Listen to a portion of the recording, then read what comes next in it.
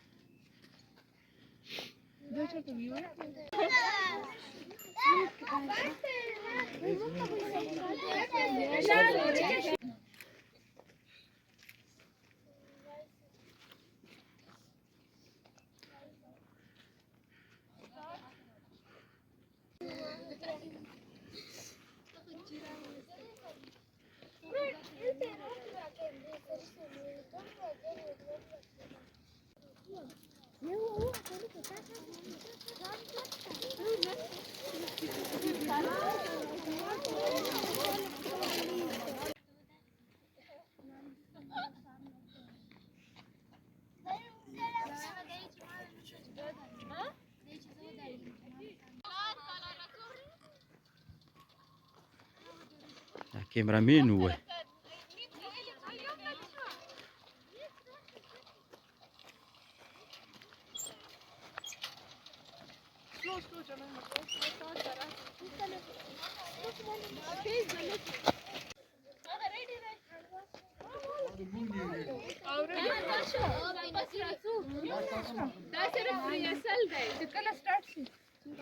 چلو ورو ورو په ما پسې به راځي.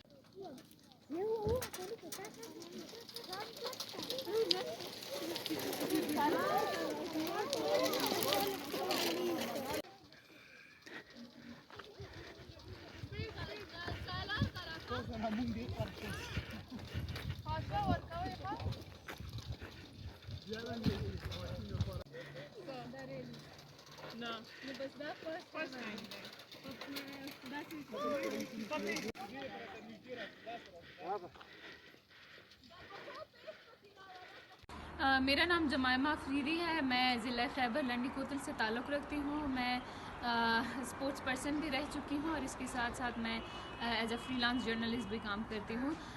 جب میں نے اور سمر نے یہ ڈیسائیڈ کیا کہ ہم خیبر ڈسٹرکٹ میں ایسا ایک کیمپ کریں گے جس میں وہ صرف فیمیل کے لیے ہوگا، تو میں نے بہت سے لوگوں سے جب پوچھا کہ ہم ایسا کر رہے ہیں تو سب نے کہا کہ یہ بہت رسکی ہے، یہ نہ کرے، اور خاص کر خیبر پختونخوا کے مختلف علاقوں میں یہ کوئی نہیں کر سکتا. پھر مرج ڈسٹرکٹ اور میں تو ویسے بھی بہت زیادہ مشکل ہوتا ہے. لیکن میں نے پھر بھی کہا کہ ہم یہ کریں گے، اور جب میں نے اپنی فیملی کے ساتھ بات کی تو انہوں نے مجھے سب سے زیادہ سپورٹ کیا اور انہوں نے کہا کہ ہم آپ کے ساتھ ہوں گے، کیونکہ ریلی سے پہلے ہم نے گھر میں ان کو سکھایا تھا کہ وہ کیسے سائیکل چلائیں گے، تو وہ میرے گھر میں ہی سارا تھا. تو یہ میری فیملی کے سپورٹ کی وجہ سے ہی ہوا ہے. ہمارے علاقوں میں خواتین کے پاس بہت زیادہ ہنر ہے، ٹیلنٹ ہے، بٹ ان کو وہ اپرچونٹی نہیں دی جاتی.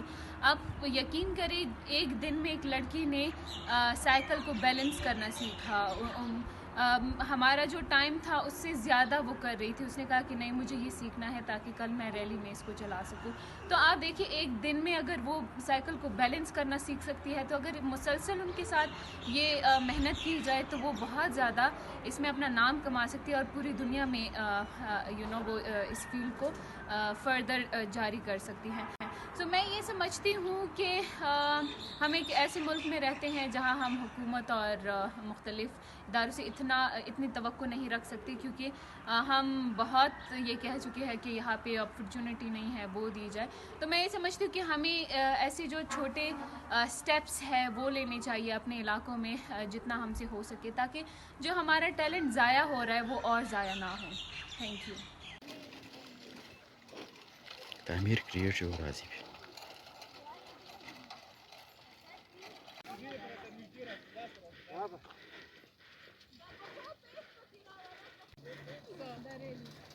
نه، نو بس دا فرست